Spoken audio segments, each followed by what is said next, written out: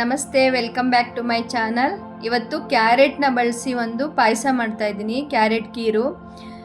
ಎಷ್ಟು ಅದ್ಭುತವಾಗಿರುತ್ತೆ ಅಂದರೆ ಈ ಸಮ್ಮರ್ಗಂತೂ ಇದನ್ನು ತಣ್ಣಗೆ ಫ್ರಿಡ್ಜಲ್ಲಿ ಇಟ್ಟು ತಿಂತಾ ಇದ್ರಂತೂ ನಿಮ್ಮನ್ನು ನೀವು ಕಂಟ್ರೋಲೇ ಮಾಡೋಕ್ಕಾಗಲ್ಲ. ದೊಡ್ಡವರಿಂದ ಚಿಕ್ಕವ್ರವ್ರಿಗೂ ತುಂಬ ಇಷ್ಟ ಆಗುತ್ತೆ ಅಂತ ಹೇಳ್ಬೋದು.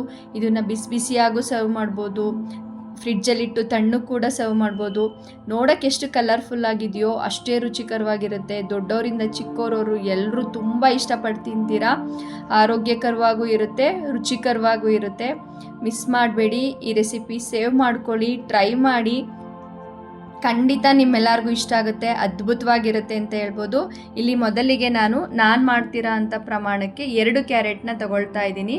2 ಕ್ಯಾರೆಟ್ನ ಚೆನ್ನಾಗಿ ಮೇಲ್ಗಡೆ ಸಿಪ್ಪೆ ಎಲ್ಲ ತೆಗೆದು ಈ ರೀತಿ ತುರಿದು ರೆಡಿ ಮಾಡ್ಕೊಳ್ತಾ ಇದ್ದೀನಿ. ತುಂಬ ಚೆನ್ನಾಗಿರುತ್ತೆ. ಕ್ಯಾರೆಟ್ ಫ್ರೆಶ್ ಆಗಿರಲಿ. ನೋಡಿ ಎಷ್ಟು ಕಲರ್ಫುಲ್ಲಾಗಿ ಚೆನ್ನಾಗಿದೆ. ಇದಕ್ಕೇನು ಕಲರ್ ಹಾಕೋದೇ ಬೇಡ, ನ್ಯಾಚುರಲಾಗಿ ಕ್ಯಾರೆಟಿಂದನೇ ಒಂದು ಒಳ್ಳೆ ಕಲರ್ ಬರುತ್ತೆ ಅಂತ ಹೇಳ್ಬೋದು. ಮಕ್ಕಳಿಗಂತೂ ಆರೋಗ್ಯಕ್ಕೂ ಒಳ್ಳೆಯದು, ರುಚಿನೂ ಅದ್ಭುತವಾಗಿರುತ್ತೆ ಅಂತ ಹೇಳ್ಬೋದು.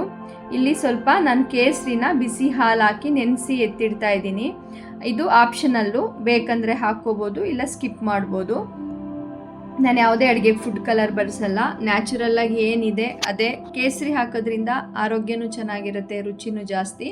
ಇಲ್ಲಿ ನಂತರ ಒಂದು ಪ್ಯಾನ್ಗೆ 1 ಸ್ಪೂನು ತುಪ್ಪ ಮತ್ತು ಡ್ರೈ ಫ್ರೂಟ್ಸ್ನ ಹಾಕಿ ಫ್ರೈ ಮಾಡ್ಕೊಳ್ತಾ ಇದ್ದೀನಿ.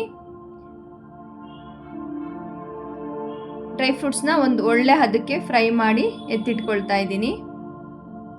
ನಂತರ ಅದೇ ತುಪ್ಪಕ್ಕೆ ನಾನು ತುರಿದಿಟ್ಕೊಂಡಿದ್ನಲ್ಲ ಕ್ಯಾರೆಟ್ನ ಹಾಕಿ ಫ್ರೈ ಮಾಡ್ಕೊಳ್ತಾ ಇದ್ದೀನಿ.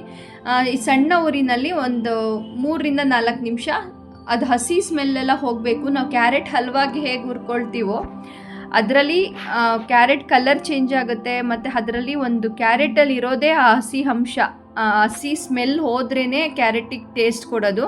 ಹಾಗಾಗಿ ಕ್ಯಾರೆಟ್ನಲ್ಲಿರೋ ಅಂಥ ಹಸಿ ಅಂಶ ಅಂದರೆ ಅದು ಸ್ಮೆಲ್ ಹೋಗಿ ಆ ತುಪ್ಪದ ಘಮ ಬರೋಕ್ಕೆ ಸ್ಟಾರ್ಟ್ ಆಗಬೇಕು ಕ್ಯಾರೆಟಿಂದ. ಮತ್ತು ಕಲರ್ ನೋಡ್ತಾ ಇರ್ಬೋದು, ಕ್ಯಾರೆಟ್ ಕಲರ್ ಕೂಡ ಚೇಂಜ್ ಆಗಿದೆ. ನಾವು ಎಷ್ಟು ಚೆನ್ನಾಗಿ ಹುರ್ಕೊತೀವಿ ಅಷ್ಟು ಚೆನ್ನಾಗಿರುತ್ತೆ ಪಾಯಸ ಅಂತ ಹೇಳ್ಬೋದು. ಈ ಹದಕ್ಕೆ ಬಂದಮೇಲೆ ಈಗ ನಾನು ಅದನ್ನು ಒಂದು ಅದೇ ಪಾತ್ರೆಗೆ 2 ಕಪ್ನಷ್ಟು ಹಾಲು ತಗೊಳ್ತಾ ಇದ್ದೀನಿ. ಅಂದರೆ ಆಲ್ಮೋಸ್ಟ್ ನಾನಿಲ್ಲಿ 2 ಕ್ಯಾರೆಟಿಗೆ ಒಂದು ಅರ್ಧ ಲೀಟ್ರಿಗಿಂತನೂ ಜಾಸ್ತಿ ಹಾಲನ್ನ ತಗೊಳ್ತಾ ಇದ್ದೀನಿ. ಗಟ್ಟಿ ಹಾಲು ತಗೊಳ್ಳಿ. ಇದನ್ನು ಬರೀ ಹಾಲನ್ನಲ್ಲೇ ಬೇಯಿಸಬೇಕಾಗತ್ತೆ, ಅದಕ್ಕೋಸ್ಕರ. ನಂತರ ಈಗ ಮಿಕ್ಸ್ ಮಾಡಿ, ತುಂಬ ಹೊತ್ತೇನು ತಗೊಳ್ಳಲ್ಲ, ಯಾಕೆಂದರೆ ತುಪ್ಪದಲ್ಲಿ ಹುರಿದಿರ್ತೀವಲ್ಲ.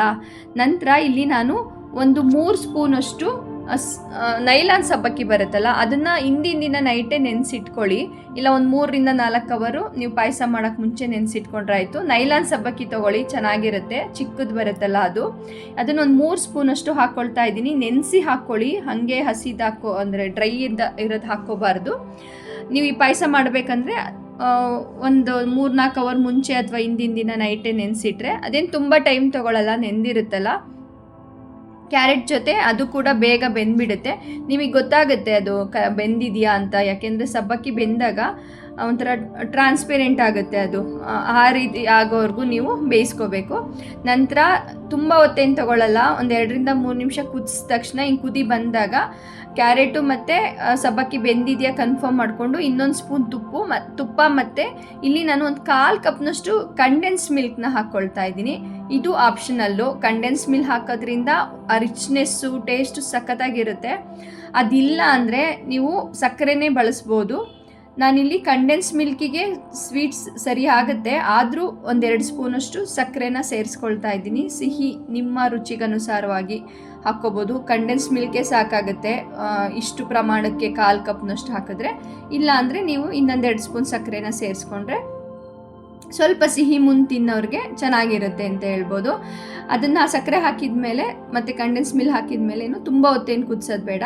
ನಂತರ ಈಗ ನಾನೇನು ಕೇಸರಿನ ಬಿಸಿ ಹಾಲು ಜೊತೆ ನೆನೆಸಿಟ್ಟಿದ್ನಲ್ಲ ಅದನ್ನು ಸೇರಿಸ್ಕೊಳ್ತಾ ಇದ್ದೀನಿ. ಮತ್ತು ಡ್ರೈ ಫ್ರೂಟ್ಸ್ನ ಏನು ಫ್ರೈ ಮಾಡಿ ಇಟ್ಕೊಂಡಿದ್ನಲ್ಲ ಅದನ್ನು ಕೂಡ ಸೇರಿಸ್ಕೊಳ್ತಾ ಇದ್ದೀನಿ. ನೀವು ಖಂಡಿತ ಈ ರೆಸಿಪಿ ಮಿಸ್ ಮಾಡಬೇಡಿ, ಟ್ರೈ ಮಾಡಿ. ಇದನ್ನು ಬಿಸಿ ಬಿಸಿ ಸರ್ವ್ ಮಾಡಿದ್ರೂ ನಡೆಯುತ್ತೆ, ಇಲ್ಲ ಫ್ರಿಡ್ಜಲ್ಲಿ ಇಟ್ಟು ತಣ್ಣಗೆ ತಿನ್ನೋಕ್ಕೆ ಕೊಟ್ರಂತೂ ಮಕ್ಕಳಿಗೆ ಸಖತ್ ಇಷ್ಟ ಆಗುತ್ತೆ. ಈ ಸಮ್ಮರಿಗೆ ಮಿಸ್ಸೇ ಮಾಡಬೇಡಿ, ಟ್ರೈ ಮಾಡಿ, ಎಲ್ರಿಗೂ ಖಂಡಿತ ಇಷ್ಟ ಆಗುತ್ತೆ ಈ ರೆಸಿಪಿ. ಏನಾದರೂ ಸ್ಪೆಷಲ್ ಇದ್ದಾಗ ಮನೆಯಲ್ಲಿ ಯಾರ್ದಾದ್ರು ಬರ್ತ್ಡೇ ಇದ್ದಾಗ, ಇಲ್ಲ ಮಕ್ಳಿಗೆ ಸಮ್ಮರ್ ಇದೆ, ಈ ರೀತಿ ಒಂದು ಪಾಯಸ ಮಾಡ್ಕೊಳ್ಳಿ, ತುಂಬ ಖುಷಿ ಪಡ್ತಾರೆ. ರೆಸಿಪಿ ಇಷ್ಟ ಆದರೆ ಒಂದು ಹೈಪ್ ಕೊಡಿ, ಲೈಕ್ ಕೊಡಿ, ನಮ್ಮ ಚಾನಲ್ ಸಬ್ಸ್ಕ್ರೈಬ್ ಮಾಡ್ಕೊಳ್ಳಿ, ಸಪೋರ್ಟ್ ಮಾಡಿ. ಮತ್ತೆ ಸಿಗುವ ನೆಕ್ಸ್ಟ್ ವಿಡಿಯೋದಲ್ಲಿ. ಬಾಯ್.